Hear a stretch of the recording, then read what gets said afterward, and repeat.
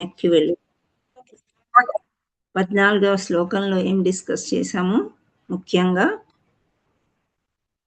భయానికే భయం కలిగిస్తుంది. ఏంటది? హరినామం. హరినామం యొక్క ముఖ్య ఉద్దేశము అంటే హరినామం చేస్తే ఏమేమవుతుంది, ఇవన్నీ కూడా మనము డిస్కస్ చేశాము. సో నిన్నటి పాఠాన్ని గుర్తు చేసుకుంటూ మనకి ఇక్కడ ఒక ప్రభుజీ, చంద్రప్రకాష్ ప్రభుజీ అని ఒక చిన్న శ్లోకం పంపించారు. నేను ఒకసారి చదువుతాను, మీరు వినండి. అంటే క్లాస్ ఎంత బాగా ఫాలో అవుతున్నారు, ఎలా రెస్పాండ్ అవుతున్నారు అనేది కూడా ఇది ఒక నిదర్శనము. Chandra Prakash Prabhuji I think daily రారు, అప్పుడప్పుడు వస్తారా, డైలీ వస్తారా నేను ఎక్కువ గమనించలేదు, కానీ మెసేజెస్ చేస్తూ ఉంటారు.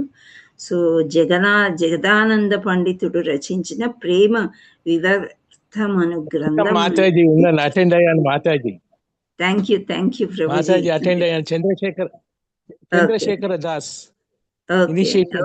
Initiated. Nice, congratulations and thank you Prabhuji. మీలాంటి వాళ్ళ సలహాలు అన్ని నాకు తెలుసుకోవడం ఇష్టం అన్నమాట. సో దట్ అందరం కలిసి బాగా ఇంప్రూవ్ అవ్వచ్చు. నేను మళ్ళీ బిగినర్, పెద్దగా ఏమీ రావు, అవకాశాన్ని వినియోగించుకుంటున్నా, మా గురువులు ఇచ్చిన అవకాశాన్ని. Okay, thank you. సో ఇక్కడ ఒక శ్లోకం ఉందన్నమాట, ఆ శ్లోకం యొక్క అనువాదం కూడా ఇక్కడ ఇచ్చారు, అది నేను చదువుతాను, ఒకసారి చూడండి. ఏకకృష్ణ నామే పాపీరాయత పాపక్షయ బహుజన్మసే పాపి కరితే నారాయ అని ఉంది. అంటే దీని భావం ఏమనగా, మనుజుడు ఒక్కమారు హరినామాన్ని ఉచ్చరించినచో తాను ఊహింపలేనటువంటి పాపము నుండైనను బయటపడగలడు. హరినామం ఎంతటి శక్తి సంపన్నమైనదనగా, కేవలము దానిని ఉచ్చరించినంత మాత్రముననే మనుజుడు సమస్త పాపాల నుండి విడివడగలడు. సో చూడండి, హరినామము మనం నేర్చుకున్నది ఏంటంటే, తెలిసి తెలియక, అంటే ఈవెన్ ఇన్ అన్కాన్షియస్ స్టేట్. సామాన్యంగా హరినామము ఏ స్టేట్లో చేస్తున్నారు అని కాదు, హరినామం చేసామా అంటేనే మన పాపాలన్నీ కడిగేసుకుంటాం అన్నమాట, తొలగిపోయి శుద్ధంగా తయారు. అందుచేత జపం అనేది మనకి చాలాసార్లు చేయమని చెప్తున్నారు. సో జయపతాక స్వామి అంటే గురు మహారాజ్ ఏం చెప్పారు మనకి అని అంటే, నిన్న నేను చెప్పాను, 3 సంధ్య వేళల్లో, అంటే ఉదయము, మధ్యాహ్నము, సాయంత్రము, ఒక్కొక్కసారి అంటే 108 times మీరు చెయ్యండి అని చెప్పారు. నిన్న చేశారా, ప్రయత్నం చేశారా మీరు ఎవరైనా? Okay, very nice. నిన్న మార్నింగ్ అయిపోయింది, మధ్యాహ్న సమయంలో నేను చెప్పాను. సో మధ్యాహ్నం సాయంత్రం చేసి ఉంటారు. కాకపోతే ఈ రోజు మార్నింగ్ చేశారా అందరూ? ఆ యొక్క మహిమ తెలిసిన తర్వాత కూడా మన పాపాలు కడుక్కోకుండా అలాగే ఉండడం అనేది ఇంకా మనం ఏం చెప్పరానిదనమాట. మనం పాపాలు ఎప్పుడు కడుక్కుంటూనే ఉండాలి, తీసేసుకోవాలన్నమాట. సో అందుచేత మనం చేయడమే చాలా శ్రేయస్కరం, చాలా సింపుల్, 5-7 minutes అవుతుంది. ఎవరెవరు చేయలేదో ఈరోజు రేపైనా మీరు ప్రయత్నం చేయండి చేయడానికి. Okay, morning, afternoon and evening. So అది చేస్తూ 16 మాలలు కంప్లీట్ చేసిన వాళ్ళకి చక్కగా 19 మాలలు అవుతాయి. ఇంకొకటి యాడ్ చేసుకున్నారనుకోండి, మీరు 20 మాలలు రోజు చేసిన పుణ్యాన్ని మూటగట్టుకుంటారు. ఓకే, మనం శ్లోకానికి వెళ్దాము. సో ఈ కంటిన్యూటీ కోసం మనం చూసాము. 14th లో మనం హరినామం గురించి తెలుసుకున్నాము. ఈ రోజు గురువు యొక్క ప్రాముఖ్యత ఏంటి అని మనము తెలుసుకుందాం. గురువు గురించి చాలాసార్లు మనం డిస్కస్ చేశాము. ఇక్కడ సూత గోస్వామితో మహర్షులు, అందరూ ఋషులు ఏమంటారు, సౌనకాది ఋషులు ఏమంటున్నారో మనం చూద్దాం. ఓకే, నెక్స్ట్ మీరు షేరింగ్ చేయండి అమ్మా, శ్రావణి మాతాజీ. యత్పాద సంశ్రయాః సూత మునయః ప్రసమాయనాః సద్యః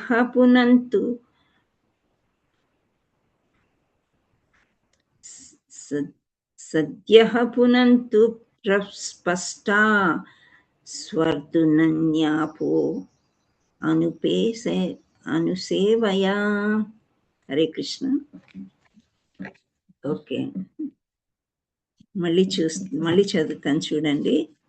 యత్ పాద సంశ్రయ సూత మునయః ప్రసమాయనాః, తర్వాత సద్యః పునంతి ఉపస్పృష్టా, తర్వాత స్వర్ధుని ఆప అనుసేవయా.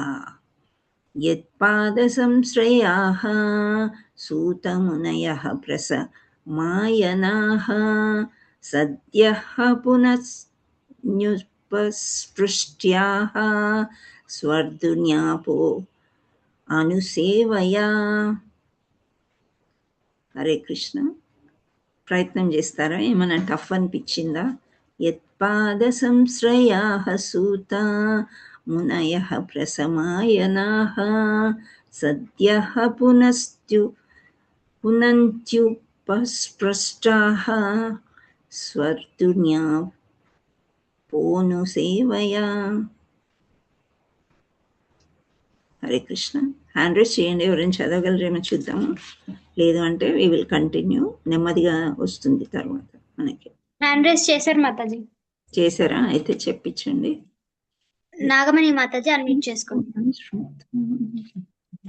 హరే కృష్ణ మాతాజీ. ప్రణామ్. ప్రణామ్.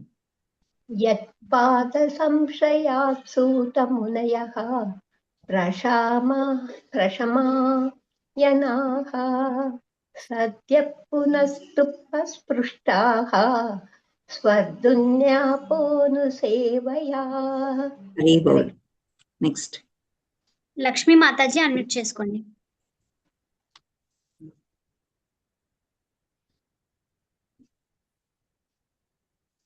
హరే కృష్ణ. లక్ష్మీ మాతాజీ అన్మ్యూట్ చేసుకోండి.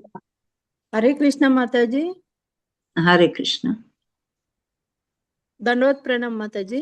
దండవత్ ప్రణామ్. యత్పాద సంశ్రయాః సూతమనయాః ప్రసమాయనాః, సద్యః పునంత్యుపస్పృష్టః స్వాధున్యాపో అనుసేవయా. ఓకే, హరి బోల్. పునంతి ఉపస్పృష్ట. పునంతి ఉపస్పృష్ట. ఓకే, సరే. ఇప్పుడు ఉమామాతాజీ మీరు ప్రతిపదార్థం చదవండి. లక్ష్మీ మాతాజీ అన్నారు, హ్యాండ్ రైజ్ చేసి ఉన్నారు. ఆవిడ ఎందుకో మరి ఆన్ చేయడానికి రాలేదనుకుంటా. లక్ష్మీ జగదీష్ మాతాజీ చదివారు. ఓకే. హరే కృష్ణ మాతాజీ. దండవత్ ప్రణామ్. వర్డ్ టు వర్డ్ మీనింగ్ అమ్మా. Okay okay. యత్ ఏవని చేయండి. ఓకే. యత్ ఏవని పాద పద్మములు, సంశ్రయః ఆశ్రయించిన వారు, సూత ఓ సూత గోస్వామి, మునయః మహామునులు, ప్రశమాయనః శ్రీకృష్ణ భగవానుని భక్తిలో రమించడివారు, సంధ్యః తక్షణమే, పునంతి పవిత్రులను చేయుదురు, ఉపస్పృష్టః కేవల సాంగత్యము చేతనే, స్వార్థుని పవిత్రమైన గంగా నది, ఆపహ నీరు, అనుసేవయ సేవించుట. హరి బోల్. Thank you mataji. సో ఇక్కడ మనకి కొంచెం కష్టం అనిపించే పదాలు. ఇక్కడ సంశ్రయ అంటే ఆశ్రయించిన వారు, అది తెలుసు. సూత గోస్వామి. తక్షణమే. పునంతి అంటే పవిత్రులను చేయుదురు. ఉపస్పృష్ట కేవల సాంగత్యం చేతనే. తర్వాత స్వర్ధుని అంటే పవిత్రమైన గంగా నది. ఆపహ నీరు. అనుసేవయ అంటే సేవించుట. సో ఇక్కడ అనువాదం ఈ విధంగా ఉంది. ఓ సూత గోస్వామి, శ్రీకృష్ణ భగవానుని పాదపద్మాలకు సంపూర్ణంగా శరణు పొందిన మహామునులు తమ దరి చేరిన వారిని శీఘ్రమే పవిత్రమునర్చగల సమర్థులై ఉన్నారు. కానీ గంగాజలం దీర్ఘకాల సేవ అంతరమే పవిత్రతను కలిగజేయుచున్నది. సో ఇక్కడ మనకి అర్థం ఏమవుతుందంటే, మనం గంగా స్నానం చేసున్నామా? ఇక్కడ ఉన్న వాళ్ళు వెళ్ళి ఉంటారా గంగా నది దగ్గరికి? వెళ్ళాం. ఎందుకని? గంగలో మునగాలి, చెయ్యాలి, ఇట్లా అంటే ఒక మునకన్నా తీయాలి, 3 మునకలు తీయాలి, అలా చెప్తూ ఉంటారు. ఎందుకని? పవిత్రంగా ఉంటామని మాతాజీ. అంటే మన పాపాలు అందులో కడిగేసుకుంటామని. శుద్ధీకరణ అవుతుందన్నమాట అది. పాపాలన్నీ అందులో వెళ్ళిపోవాలని చెప్పేసి మనం మునిగి లేచిన తర్వాత ఆ పాపాలన్నీ నిజంగానే వెళ్ళిపోతాయి. గంగకు ఆ పవిత్రత ఉంది. కానీ వెలుపలికి వచ్చిన తర్వాత ఏమవుతుంది? మళ్ళీ మనం పాపాలు చేస్తూనే ఉంటాం. అవునా కదా? ఎస్ మాతాజీ. తెలిసో తెలియకో పాపాలు చేయడం అంటే ఏదో ఎవరినో మర్డర్ చేయడం, ఎవరినో చంపేయడము, ఇంకేదో ఏదో చేసేయడము, మోసం చేసేయడం, అవన్నీ చిన్న చిన్నవి కూడా మనం చేస్తూ ఉంటాం. మనకు తెలియదన్నమాట. అబద్ధాలు చెప్తాము తెలియకుండానే, ఒకరు అనవసరంగా వాదిస్తూ ఉంటాము, ఒకరిని తిడతాము, మళ్ళీ తర్వాత ఈ చీమల్ని దోమల్ని వాటిని అనవసరంగా చంపేస్తుంటాం. మన దారికి అడ్డు లేకపోయినా సరే ఒక్కోసారి వాళ్ళని ఎలా చంపాలా అని ఆలోచన చేస్తూ ఉంటాం కదా. సో ఇవన్నీ కూడా పాపాలే. సో ఇవన్నీ పోవడానికి గంగలో మునుగుతాము, మళ్ళీ వచ్చి పాపాలు చేస్తూ ఉంటాం అనమాట. సో మనం గంగ నుండి పవిత్రం అవ్వాలి అంటే ఒక తీర్థయాత్రకు వెళ్ళి గంగా స్నానం చేసి వచ్చాము అంటే చాలా పవిత్రత మనకు వచ్చేసింది అనే అర్థము కాదు అని చెప్తున్నారు ఇక్కడ. ఏ విధంగా అంటే ఇక్కడ మంచి ఉపమానం ఇచ్చారనమాట ప్రభుజీ. ఎలా అంటే ధావాగ్ని అంటారు. ధావాగ్ని అని దేన్ని అంటారు? హరే కృష్ణ. దావాగ్ని అంటే అడవిలో వస్తుంది మాతాజీ. హరి బోల్. అడవిలో ఒక్కొక్కసారి ఏమవుతుందంటే ఎండాకాలంలో బాగా చెట్టు రాసుకుని ఏదో అగ్ని పుడుతుంది. అగ్ని పుట్టి అడవులే అంటే ఒక్కోసారి మన పొలాలు కూడా అవుతాయి అట్లా. చాలా సమ్మర్ ఉన్నప్పుడు ఇలా దావాగ్ని ఇలాగా వచ్చేస్తూ ఉంటుంది. మన భక్తి దావాగ్ని లాగా వెళ్ళాలి అని అంటారు. అట్లా వెళ్ళిపోవాలి అని అంటారు. అది కాకుండా సరే అవన్నీ అడవిలో చెట్లు అన్నీ కాలిపోయి మనకి చూస్తుంటే మొత్తం బూడిదలాగా మసి పట్టిపోయినట్లు కనిపిస్తుంది. కానీ కొద్ది కాలానికి అగ్ని చల్లారిపోతుంది కదా. అదంతా అయిపోయాక మళ్ళీ కొద్ది కాలానికి అదే అడవికి మనం వెళ్ళినట్లయితే ఆ చెట్లన్నీ చిగురించి కొంచెం పెద్దగా అవడము మనం చూస్తూ ఉంటాం వర్షాకాలంలో. ఇలా గమనించామా ఎప్పుడైనా? అంటే ఆ దావాగ్ని ఏం చేసింది? పైన ఉండే వాటిని మాత్రమే తుడిచేసింది. కానీ వేరు అట్లాగే ఉంది. ఆ వేరులో నుంచి మళ్ళీ ఆ వేరులో నుండి మళ్ళీ చిగుర్లు కొమ్మలు అనేది వస్తుంది. ఓకే. సో వేరుని చంపలేదు. అదే విధంగా గంగాజలంలో మనము పవిత్రం అవ్వాలంటే అక్కడే ఉండి రోజు మనకు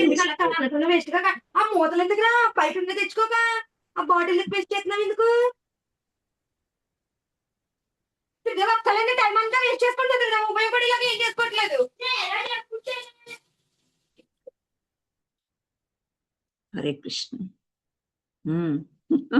ఇది అనమాట. మనం ఇక్కడ క్లాస్ వింటూ అక్కడ అలా మాట్లాడతాం. సో మైక్ జాగ్రత్తగా మీరు ఆఫ్ చేసుకోండి. ఓకే. సో ఈ శుద్ధీకరణ అనేది మనకి జరగాలన్నమాట. జరగాలంటే ఈ పాపాలన్నీ వెళ్ళిపోవాలి. ఓకే. సో గంగాజలంతో స్నానం చేసి పాపాలు పోగొట్టుకునే కంటే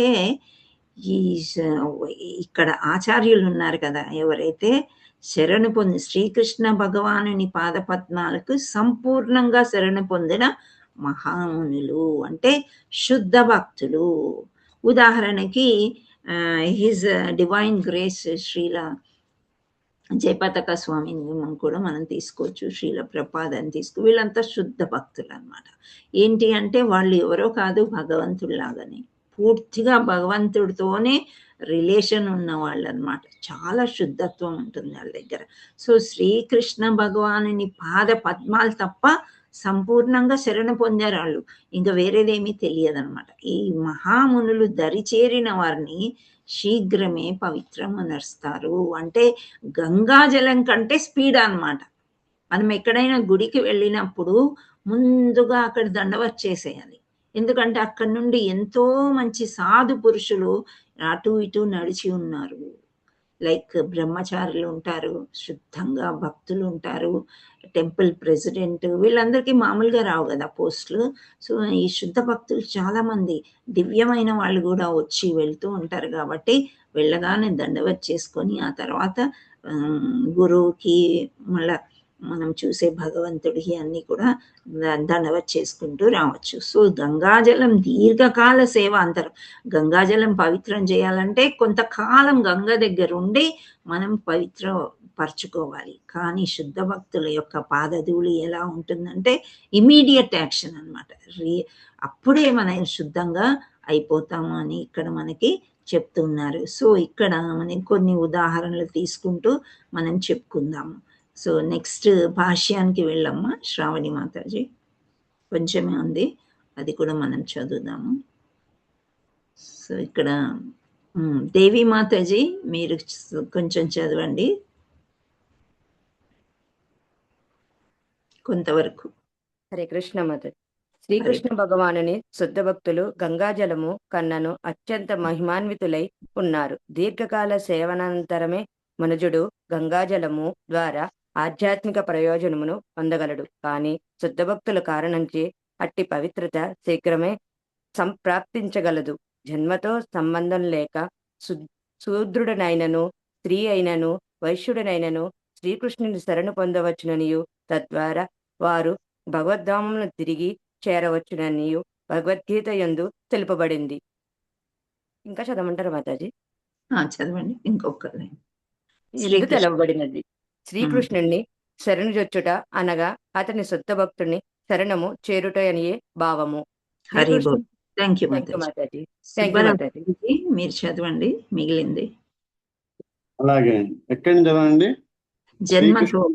జన్మతో సేవారతి భగవానుని యొక్క శుద్ధ భక్తుని చరణకమలను ఆశ్రయించి ఆయన ఆధ్యాత్మిక గురువుగా స్వీకరించువాడు శీఘ్రమే పవిత్రుడు కాగలడు.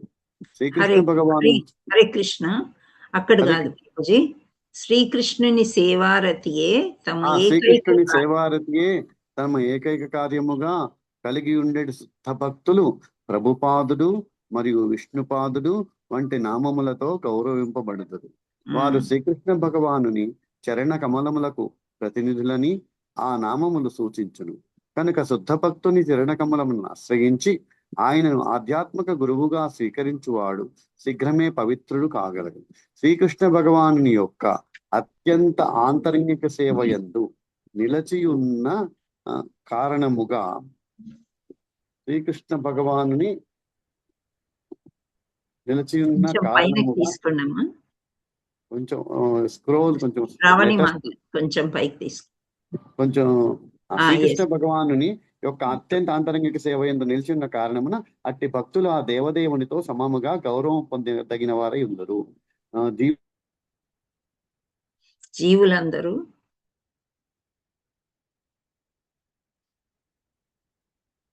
హరే కృష్ణ ప్రభుజీ.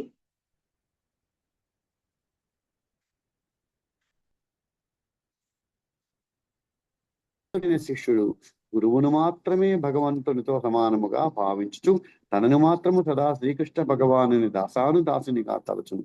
ఇదియే శుద్ధమైన భక్తియుత సేవా మార్గము. హరి బోల్ ప్రభుజీ. హరే కృష్ణ. సో ఈ లాస్ట్ కొంచెం నాకు వినిపించలేదు, నేను చదువుతాను. శ్రీకృష్ణ భగవానుని యొక్క అత్యంత ఆంతరంగిక సేవ యందు నిలిచియున్న కారణమున అట్టి భక్తులు ఆ దేవదేవునితో సమంగా గౌరవం పొందదగిన వారై ఉన్నారు. అంటే దేవుడితో సమానంగా గౌరవం ఇస్తారనమాట. జీవులందరూ తన వద్దకు తిరిగి చేరవలనని భగవానుడు వాంఛించడి కారణమున బద్ధజీవులందరినీ భౌతిక జగం నుండి అట్టి భక్తులు ముక్తులను గావింతురు. అటువంటి శుద్ధ భక్తులను భగవాను నిజమైన ప్రతినిధులుగా ఎరుగుట ఉత్తమమని సర్వశాస్త్రాలు తెలియజేయుచున్నవి. కానీ శ్రద్ధావంతుడైన శిష్యుడు గురువును మాత్రమే భగవాను సమానంగా భావించుచు తనను మాత్రం సదా శ్రీకృష్ణ భగవానుని దాసునిగా తలచును. ఇది శుద్ధమైన భక్తియుక్త సేవా మార్గము. శుద్ధమైన భక్తి. మనం శుద్ధ భక్తులు అని అంటూ ఉంటాం. శుద్ధ భక్తులు ఏమనుకుంటారంటే మేము దాసానుదాసులము అని చెప్పుకుంటూ ఉంటారనమాట. సో మనము కూడా ఎప్పుడూ భక్తులకి అంటే శిక్షా గురువులకి మన గురువులకి దాసానుదాసులమే అనుకోవాలి. మనకు ఒక ఛాన్స్ వచ్చేసింది, టీచర్ అయిపోయాము, ప్రీచర్ అయిపోయాము, నాకు అన్నీ తెలుసు అనే అహంకారం మనకి ఎక్కడో ఒక దగ్గర ఉంటుంది. కానీ దాన్ని ఖండించాలి. ఎప్పుడైనా కానీ మనము పెద్దవాళ్ళని గురువులాగా చూసుకుని నమ్రతతో వాళ్ళు చెప్పిందంతా ఫాలో అయ్యి వాళ్ళని అనుసరించడానికి మనము ఆలోచిస్తూ అలా నడుచుకోవాలన్నమాట. చిన్నవాళ్ళని కూడా మనము ఒక్కొక్కసారి చిన్నవాళ్ళ సలహాలు కూడా బాగుంటాయి. సో వాళ్ళ ఆలోచనలు ఎలా ఉన్నాయి ఏంటి అని వాళ్ళు చెప్పినవి కూడా వింటూ ముందుకు సాగేదే భక్తి ఆధ్యాత్మిక జీవనము అన్నమాట. సో మనము శుద్ధ భక్తులు ఉదాహరణ తీసుకుంటే శ్రీల ప్రభుపాదుల వారు, శ్రీల జయపతాక స్వామి, నిన్న మీరు అన్ని వీడియోలు చూస్తూ ఉంటారు కదా. భగవంతుడు ఏ విధంగా అయితే మనం చెప్పన్ భోగ్ అనేది ఇస్తాం, చాలా వంటలు చేసి పెడుతూ ఉంటాం కదా ఫెస్టివల్స్కి. జగన్నాథ్ పూరి ఫెస్టివల్ కానీ జన్మాష్టమి కానీ మీరు ఎక్కడైనా చూసారా? చాలా రకాల వంటకాలు చేసి భగవంతుడికి నైవేద్యం చేయడం, ఒక హాల్ నిండిపోతుంది. ఓకే, షేరింగ్ తీసేయచ్చమ్మా. Thank you Shravani mataji. వెంకటేశ్వర టెంపుల్లో గోదా కళ్యాణము అప్పుడు కూడా పెడతారు మాతాజీ. సో అన్ని టెంపుల్స్ లో కూడా చాలా సేవ చేస్తూ ఉంటారన్నమాట. అటువంటి సేవ గురువులకి చేయడం అనేది మనము ఈ వ్యాస పూజ అప్పుడు చూస్తాం అన్నమాట. సో నిన్న మీరు వీడియోలు చూసి ఉంటారు. ఆ పాద సేవ గురు మహారాజ్కి ఏ విధంగా చేస్తున్నారు అండ్ ఎంత భోగా పెట్టారంటే అదంతా దానికి మించిన వాళ్ళు అంటే ఆ జనాన్ని చూస్తుంటే ఒక పెద్ద సముద్రమా అన్నట్లు ఉండిందనమాట. అంటే ఏంటి, గురువుకి ఎందుకు ఇంత సేవ చేస్తున్నారు అంటే గురువులో భగవంతుడు ఐక్యమైపోయాడు. భగవంతుడు ఎప్పుడు ఏమంటూ ఉంటారని చెప్పుకుంటాం మనము. భగవంతుడు ఎప్పుడు కూడా అయ్యో నా పిల్లలు ఇంత అవస్థ పడిపోతున్నారు, ఇక్కడి నుంచి నా దగ్గరికి రండి రండి అని పిలుస్తూ ఉండి ఇలాంటి గురువుల్ని పంపిస్తాడు. సో ఆ గురువులకి తెలుస్తుందన్నమాట వీళ్ళని ఈ జన్మ మృత్యు జరా వ్యాధి చక్రం ఈ వలయంలో నుండి వాళ్ళని ముక్తి పొందడానికి వాళ్ళని తీసుకెళ్ళాలి అని గురువులకి తెలుస్తుంది. కాబట్టి మనం ఎప్పుడు గురువు ఆశ్రయం అనేది తీసుకొని గురువుల వెనకాలే ఉండాలన్నమాట. సో గురువులకి ఎలా తెలుస్తుంది భగవంతుడి గురించి, మనకెందుకు తెలియదు?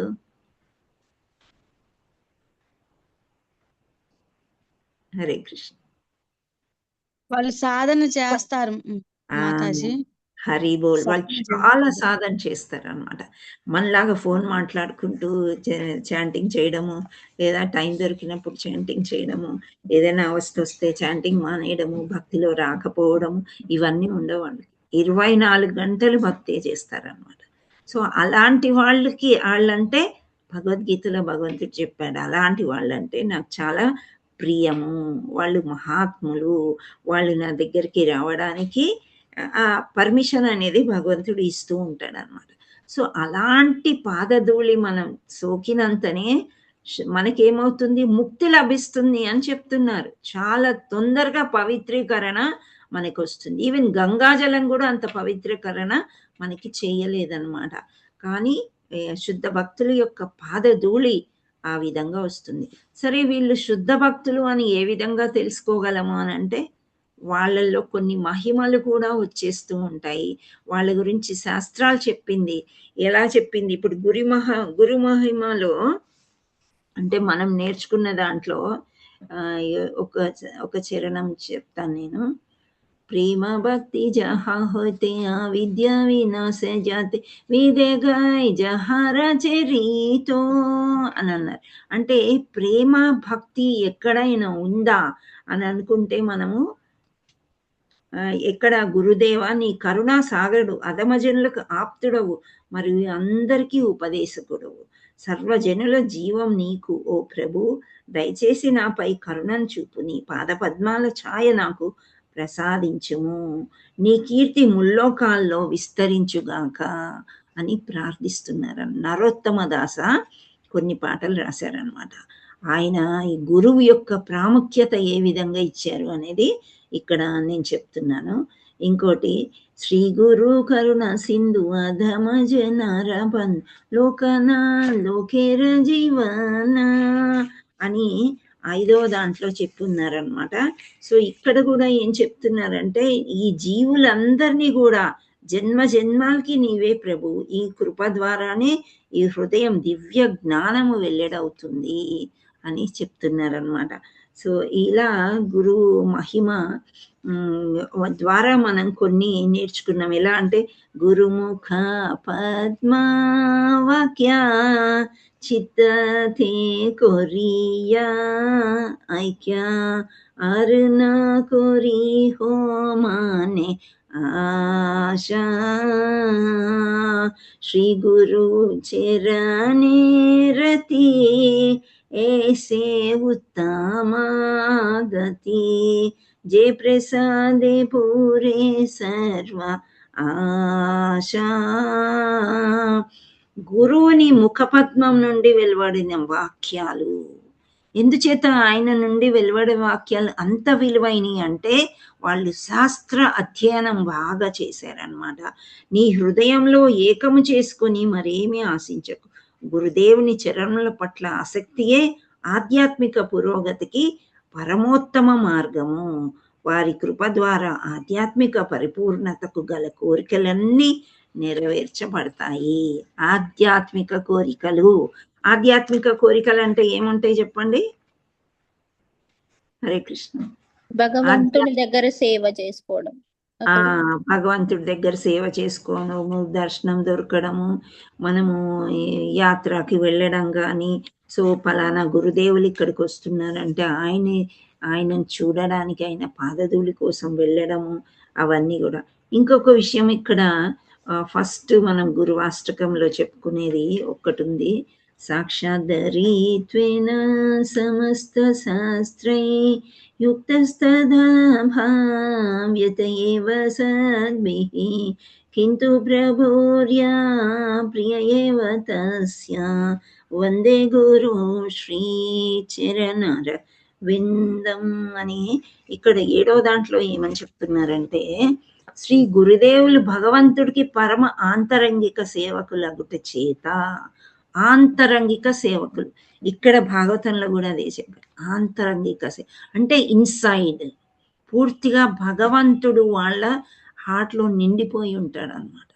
సో ఆంతరంగిక సేవలు అగుట చేత వారిని భగవంతుడు వల్లనే గౌరవించాలి. ఇప్పుడు నేను చెప్పాను కదా, పాద సేవ, మనం భగవంతుడికి అభిషేకం చేస్తూ ఉంటాం కదా, ఈ పుట్టినరోజులు, ఆవిర్భావ దినోత్సవాలు, ఇవన్నీ వస్తూ ఉంటాయి.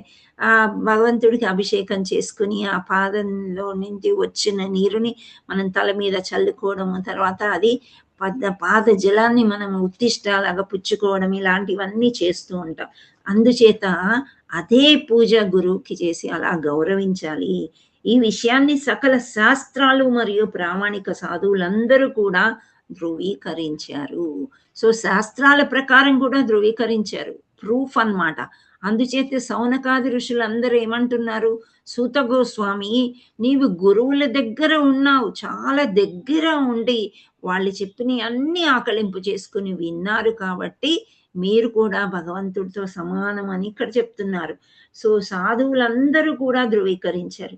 అటువంటి శ్రీహరి ప్రామాణిక ప్రతినిధి అయిన శ్రీ గురుదేవుల పాద పద్మాలకు నా గౌరవపూర్వకమైన వందనాలు. అందుచేత మనం ఈ 5 పాటల్లో గురువు ఎక్కువగా ఉంటాడు, గౌరవంగా అంటే భగవంతుడి దగ్గరికి ఏ విధంగా గురువు తీసుకెళ్తాడు అనేది చాలా ఇచ్చారు, కాబట్టి ఇవి మనము చదువుకోవాలి అని చెప్తున్నారు. ఆ లాస్ట్ది ఎంత బాగుంటుందంటే, ఇది మీరు నేర్చుకున్నారు ఆల్రెడీ. యస్య ప్రసాదాత్ భగవత్ ప్రసాదో యస్య ప్రసాదాన్ గతిః కుతోపి ధ్యాయస్తు త్వం తస్య యశస్త్రీ సంధ్యం వందే గురో శ్రీ చరణారవిందం. ఇక్కడ ధ్యాయస్తు వంస్తస్య యశస్త్రీ సంధ్యం. సో ఇక్కడ సంధ్య అన్ని 3 సంధ్యల వేళల్లో 3 కాలాలు మనము గురువుని తలుచుకుంటూ అండ్ గురువు యొక్క మంత్రం చేసుకోమన్నారా? తలుచుకుంటూ గురువు ఏం చెప్పారు? హరినామం చేయమన్నారు. అంటే గురువు ఎప్పుడైనా నేనే గొప్ప అని ఎప్పుడు చెప్పడు. నేను ఒక దాసులను భక్తుల్ని చేయమని శ్రీకృష్ణుడు కోరుకున్నారు కాబట్టే కృష్ణుడికి భక్తుల్ని ఇస్తున్నాను. భక్తుల్ని చేసి వాడు కృష్ణుడి దగ్గరికి పంపించేదే నా యొక్క డ్యూటీ. నేను దాసులను అని గురువు అనుకుంటున్నారు. కానీ మనలాంటి వాళ్ళని గురువుని ఏమనుకోవాలి? They are equal to God అనుకోవాలి. అవునా కాదా? దే రెసిప్రోకేట్ విత్ గాడ్ అన్నమాట. వాళ్ళకి తెలుస్తుంది. సో ఇప్పుడు హిస్ డివైన్ గ్రేస్ జయపతాక స్వామి ఆయన 29th ఆయన బర్త్డే రోజు రాసిన లెటర్లో, మీకు ఎవరెవరికి బ్రాహ్మణ దీక్ష కావాలో, ఇంకా దీక్ష ఫస్ట్ ఇనిషియేషన్ మీరందరూ కూడా రండి నా దగ్గరికి, తొందరగా దీక్షలు తీసుకోండి అండ్ ప్రచారకులు అయిపోండి, త్రిసంధ్య వేళలో హరినామం చేసి మీ పాపాలన్నీ పోగొట్టుకోండి. అంటే ఎందుకు ఇంత తాపత్రయపడము? ఆయన హెల్తే అసలు బాగోలేదు. సో ఎందుకు ఇంత తాపత్రయపడుతున్నాడు ఆయన అంటే, భగవంతుడు గురువు చెప్పిన మాట ఆయన వింటున్నారు అనమాట. సో ఆయనని డైరెక్ట్గా మనం ఎవరం కాంటాక్ట్ చేయలేము. ఆయన లెటర్స్ ద్వారా గురువులు చెప్పింది నేర్చుకుని చూసుకుని ఆయన యొక్క విషెస్ మనం ఫుల్ఫిల్ చేయడానికి మనం ప్రయత్నం చేయడం అనమాట. అంటే మనం కూడా ఒక్కరిద్దరు భక్తుల్ని తెచ్చినా సరే గురువు సంతోషిస్తారు. సో ఆ విధంగా మనము ఆచరిస్తూ ఆయన అనుసరిస్తూ ఆయన అనుకరించకూడదు. అనుకరించడం అంటే ఏంటి? ఇమిటేషన్. ఆయనలాగా నేను ఆయనే అన్నట్టు మనం ఎప్పుడు బిహేవ్ చేయకూడదు. ఎందుకంటే గురువులు నేనే భగవంతుణ్ణి అని ఎప్పుడు చెప్పరు. ఓకే, అంత పవిత్రత ఉంటుందన్నమాట. సో ఇక్కడ నారద మహర్షి గురించి ముందుకి మనం చదువుకుంటాము. నారద మహర్షి ఎలా ఆయన ముల్లోకాలు తిరిగే అంత పెద్ద మహర్షి అయ్యాడు? పూర్వజన్మలో ఎవరతను? పూర్వజన్మలో దాసీపుత్రుడు. అయితే అనుకోకుండా చతుర్మాస సమయంలో వాళ్ళ ఇంటికి సాధువులు వచ్చారు. సత్సాంగత్యం వల్ల, సాధువుల యొక్క సాంగత్యం వల్ల, ఆ ఉత్తిష్ట తినడం వల్ల ఆయన భక్తి కొనసాగించాడు. వాళ్ళు వెళ్ళిపోయిన తర్వాత కూడా కొనసాగించి దీర్ఘంగా భక్తి చేశారు. ఎంత భక్తి అంటే అసలు ఆయన he is a guide for everyone అన్నమాట. ఇప్పుడు మనకి వాల్మీకిని చూసిన నారద మహర్షి గైడ్, ధ్రువ మహారాజుని చూసిన నారద మహర్షి, ప్రహ్లాద్ మహారాజుని చూసినా కానీ నారద మహర్షి. సో హీ పిక్స్ అప్ అన్నమాట. వీళ్ళని భక్తి చేస్తే వీళ్ళు పురోగమిస్తారు, వీళ్ళు భక్తిలో వీళ్ళు ముందుకెళ్తారు, వీళ్ళ వెనుక ఇంకా నలుగురిని తీసుకెళ్ళగలుగుతారు అని నారదుడికి నచ్చిందనుకోండి, మనని వదిలిపెట్టాడు. అంటే నేను చెప్పేది ఇక్కడ గురువుకి పలానా వాళ్ళని సెలెక్ట్ చేసుకుందాం, వీళ్ళని చేద్దాం అన్నారనుకోండి. సో అప్పటికీ కూడా హరిదాస ఠాకూర్ చాలా గొప్ప భక్తుడు అన్నమాట ఆయన. సో ఆయన నామరుచి అనేది ఏంటి అని ఆయనే చెప్పారనమాట. సో అలా హరినామ చింతామణి అని ఆయన ఒక బుక్ రచించారు. సో ఆయన ఏమన్నారంటే, జగాయ్ మదాయ్ అనేది పెద్ద గజ దొంగలు మనం చెప్పుకున్నాం కదా, తర్వాత వాళ్ళు భక్తులు అవుతారు చైతన్య చరితామృతంలో. సో వాళ్ళకంటే చెడ్డవాడిని నేనెక్కడ అంటే అంత లో లెవెల్లో ఉంటాడు అనమాట ఆయన. అంత పుస్తకం ఎలా రాస్తాడండి? అసలు హరినామం గురించి, ఆ రుచి గురించి ఎలా తెలుస్తుంది ఆయనకి? అంటే చూడండి, అంత శుద్ధ భక్తులు అన్నమాట. ఇంత శుద్ధ భక్తులు అలా ఉన్నారంటే, గోస్వాములు, షడ్గోస్వాములు ఉన్నారు. అందులో ఒక గోస్వామికి అయితే రాధారాణి ఎండలో ఉంటే వచ్చి కొంగు కప్పుతుందంట. అంటే కృష్ణుడికి ఆ గురువులకి ఎంత దగ్గర స్థానం ఉంటుంది చూడండి. ఇప్పుడు మనకి కూడా ఏదైనా డిఫికల్టీస్ వస్తాయి, గురువు గారు డైరెక్ట్గా కాకపోయినా పలానా వాళ్ళకి వెళ్ళండి, వాళ్ళు వెయిట్ చేస్తున్నారు, వాళ్ళని దర్శనానికి తీసుకురండి, ఇలాంటివన్నీ మనం వింటూ ఉంటాం కదా. సో మనకి ఒక హెల్ప్ అనేది దొరుకుతుంది గుడిలో. ఎవరి ద్వారా దొరుకుతుంది? గురువుల యొక్క కృప ద్వారానే మనకి దొరుకుతుంది. లేకపోతే మనం దూరం నుండే వెళ్ళిపోతాం. ఏ కృప లేదు అంటే మనలో కూడా కొంచెం భక్తి మెలకు ఇచ్చేస్తారనమాట. పడుకున్న యొక్క కృష్ణ కాన్షియస్నెస్ అందరికీ ఉంటుంది. సో ఇలా చేయడానికి మనకి పర్పట్లో ఏం చెప్పారు, వాళ్ళు స్త్రీలు కానీ, శూద్రులు కావచ్చు, బ్రాహ్మణులు కావచ్చు, ఎవరైనా కావచ్చు, కానీ ఎవరికైనా కానీ భక్తి చేసే ఎలిజిబిలిటీ ఉంది అని భగవద్గీతలో కృష్ణుడు చెప్పాడు. ఓకే, సో అందరూ చెయ్యొచ్చు అనమాట. సో ప్రకృతియే కృష్ణుడు అని మనం నమ్మాము. స్థావర జంగమాలు అంటే ఏంటి అని, ఇవన్నీ కూడా అన్ని కృష్ణుడి చేత చేయబడ్డాయి అని పూర్తిగా నమ్మినప్పుడు, శరణాగతి పొందినప్పుడు, గురువు చేత పట్టుకుని వెళ్తే గనక మనం అన్నీ కూడా సవ్యంగా మనము కృష్ణుణ్ణి చేరుకోగలము అనేది ఇక్కడ. సో గురు పాదాలే చాలా పవిత్రం అన్నమాట. సో ఇక్కడ మనం నరోత్తమ దాస యొక్క సాంగ్ మనం చూసాం కదా, అంటే గురువాష్టకము, గురువందనము 2 చూసాము. సో శుద్ధ భక్తుల యొక్క గంగాజలం కంటేను కూడా అత్యంత మహిమాన్వితమై ఉన్నాయి అని చెప్తున్నారు. సో గురువు యొక్క మహిమ తెలుసుకోవాలంటే మనం చిన్నగా ఒక చిన్న స్టోరీ చెప్తాను. ఆల్రెడీ చెప్పుంటే కనుక మళ్ళీ ఒకసారి వినండి. ఓకే, సో ఒక మంచి భక్తుడు ఉంటాడు అనమాట. ఎలాంటి భక్తుడు అంటే వాళ్ళు చాలా బీదవాళ్ళు, బ్రాహ్మణులు. భార్య కూడా బాగా సహాయం చేస్తుంది భర్తకి, అన్ని సహకరించడము భక్తిలో. సో అలా చేస్తూ ఉన్నప్పుడు ఒకసారి ఏమవుతుంది, సాధువులు ఇంటికి భోజనానికి వస్తాము అని భర్త చెప్తాడు భార్యకి. వాళ్ళ ఇంట్లో ఏమీ ఉండవు. ఆయన వెళ్ళి ఒక 4 ఇళ్లలో ఏదో అడుక్కుని తెచ్చుకుని, అప్పు తీసుకుని, ఏదో చేసుకుని కొంత నైవేద్యం దేవుడికి పెట్టుకుని అలా తింటూ వాళ్ళు బ్రతుకుతున్నారు. కానీ సాధువులు వస్తున్నారంటే, ఇప్పుడే సాధువుల గురించి మనం చెప్పుకున్నాం. ఏం చేయాలి, తప్పకుండా వంటలు అవి ఇవి చేసి పెట్టాలి. భార్యతో చెప్తాడు, సాధువులు వస్తున్నారు, ఏదో ఒక రకంగా నువ్వైతే అరేంజ్మెంట్ చెయ్యాలి. సో ఇక్కడ ఈ వైఫ్, ఆ బ్రాహ్మణుడి యొక్క వైఫ్ చాలా అందగత్త అంట, చాలా బాగుంటుంది. సో అక్కడ కిరాణా కొట్టువాడు ఉన్నాడంట, ఎప్పుడు ఈవిడి మీద కన్నేసి ఉంచాడు.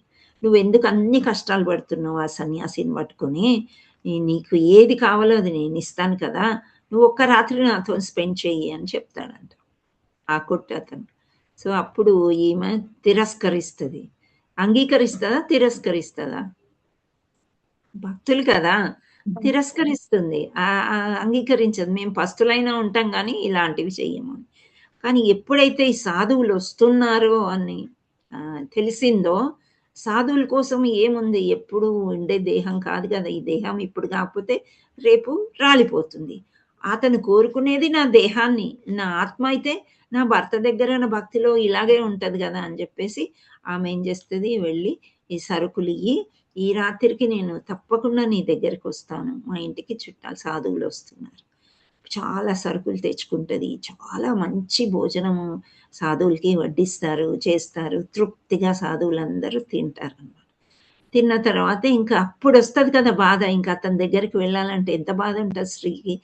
నెమ్మదిగా భర్త అడుగుతాడు, నువ్వు ఇన్ని ఎలా తేగలిగావు అంటే నిజం చెప్పేస్తుంది. సో ఇలా ఉంది పరిస్థితి.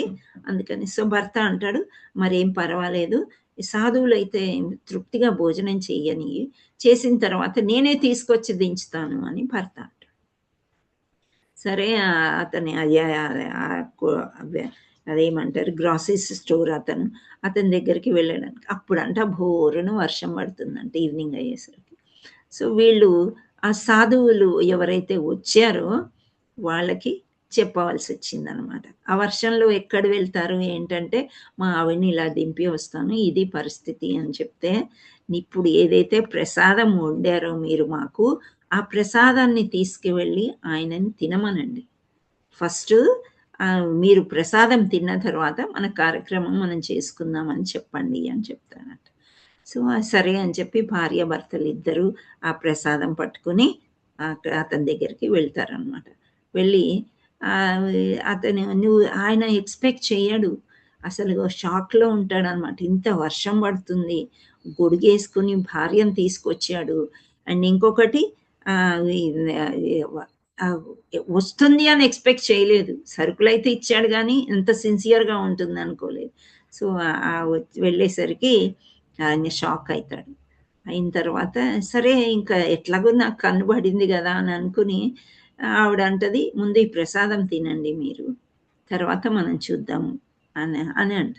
సో ఆ ప్రసాదం తింటాడు. తినినంతనే ఆయనలో మార్పు వచ్చేస్తుంది అనమాట. క్షణకాలంలోనే కాళ్ళ మీద పడిపోతాడంట. ఇద్దరు భార్యాభర్తలు కాళ్ళ మీద పడిపోయి, నన్ను క్షమించండి, మీరు ఇంత పవిత్రులని తెలియక నేనేదో అనుకున్నాను, ఈ దేహం అనేది ఎప్పుడో ఒకప్పుడు రాలిపోయే దానికోసం నేను ఎందుకు ఇంత ఆశించాను అని చెప్పేసి క్షమించమని వేడుకుంటాడంట. అయితే ఇక్కడ మనం నేర్చుకోవాల్సింది అతను క్షమించాడు, అతను మారాడు, భక్తుడయ్యాడు, అదంతా కాదు. ఇక్కడ వీళ్ళు ఏం చేశారు, సాధువుల యొక్క సాంగత్యం పొందారు భార్యాభర్తలు. పొందినంతనే వాళ్ళకి ఎంత కృప లభించిందో చూడండి.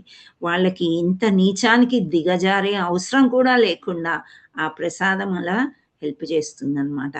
సో అలా సాధువులు తిన్న ఉత్తిష్ట కానీ, ఉత్తిష్ట అంటే మీరు అనుకోవచ్చు ఆ ఇస్తరాకుల్లో వదిలేసినవి అవి అని అనుకోరు.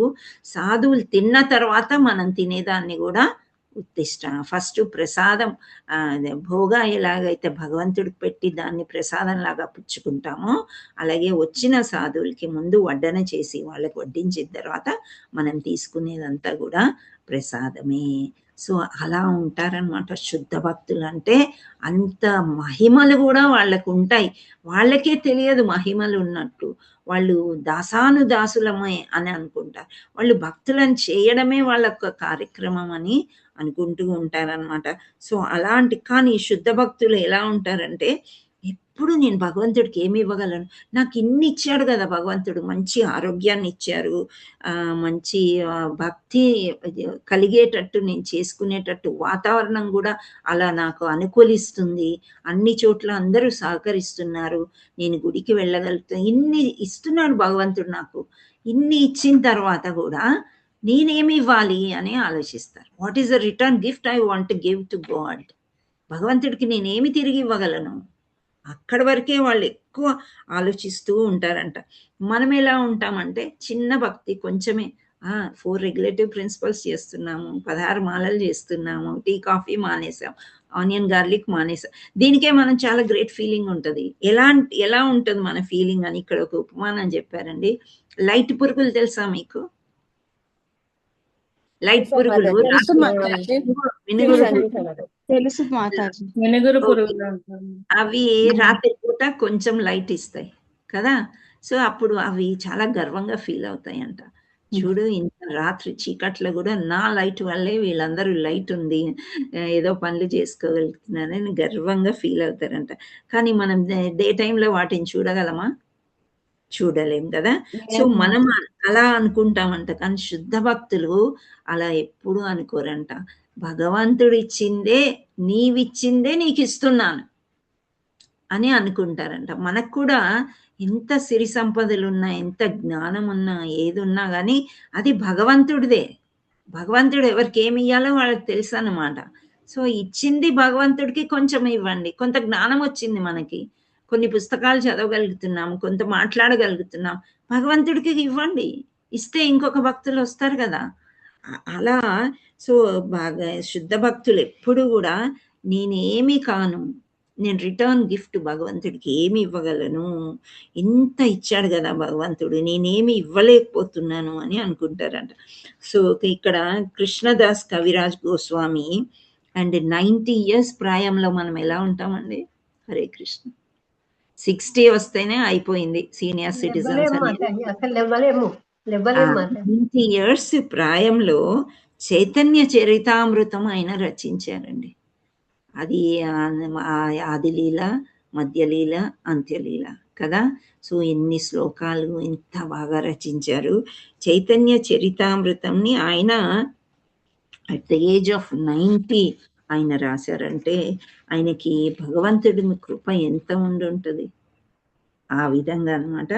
సో ఇక్కడ మనకి లాస్ట్కి చైతన్య చరితామృతం మధ్యలీలలో 22.54 శ్లోకంలో సాధు సంగ సర్వశక్తి కాయే, లవమాతృ సాధు సంగ సర్వసిద్ధి హోయే అని చెప్పారనమాట.